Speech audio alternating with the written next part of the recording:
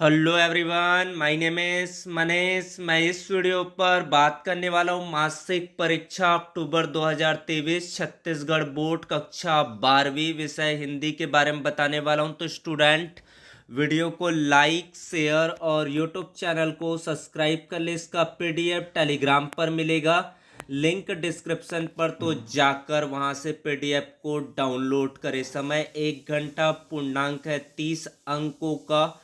प्रश्न क्रमांक पहला, निम्नलिखित काव्यांश को पढ़कर नीचे दिए गए प्रश्नों के उत्तर लिखिए। 2+2+2 = 6 मार्क्स।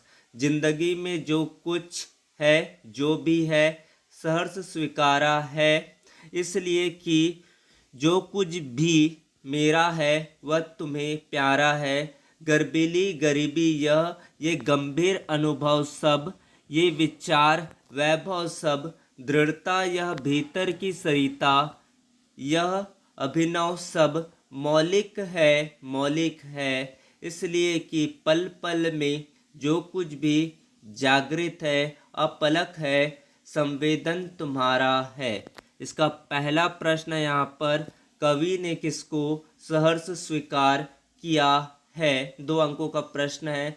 कवि की कौन सी चीज मौलिक है? तीसरा प्रश्न, जो कुछ भी जागृत है, अपलक है, कौन सी चीज? ये 3 प्रश्न है, यहाँ से आप देख सकते हैं। इसका स्क्रीनशॉट ले। फिर दूसरा है, काव्यांश पर आधारित प्रश्नों के उत्तर लिखिए।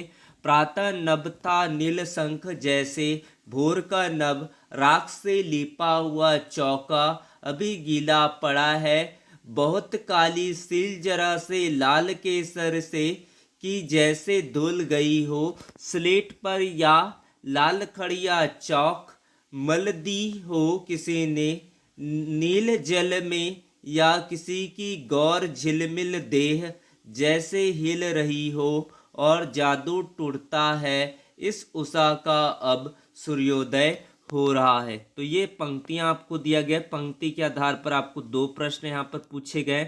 काव्यांश के अलंकार सौंदर्य पर टिप्पणी लिखिए। दूसरा, प्रस्तुत काव्यांश के बिंब विधान को समझाइए।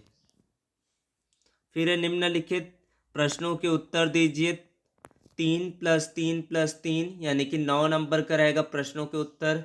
बहलाती सहलाती आत्मीयता बर्वास्त नहीं होती, और कविता के शीर्षक सहर्ष स्वीकारा है में आप कैसे अंतर्विरोध पाते हैं? लिखिए। उषा कविता के किन उपमानों को देखकर यह कहा जा सकता है कि उषा कविता गांव की सुबह का गतिशील शब्द चित्र है? नमक की पुड़िया ले जाने के संबंध में साफिया के मन में क्या द्वंद्व था?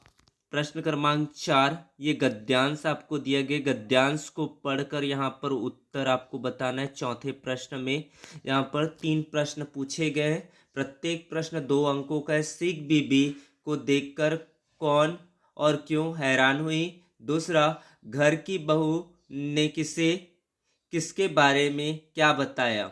साफिया के पास आकर कौन बैठ गई?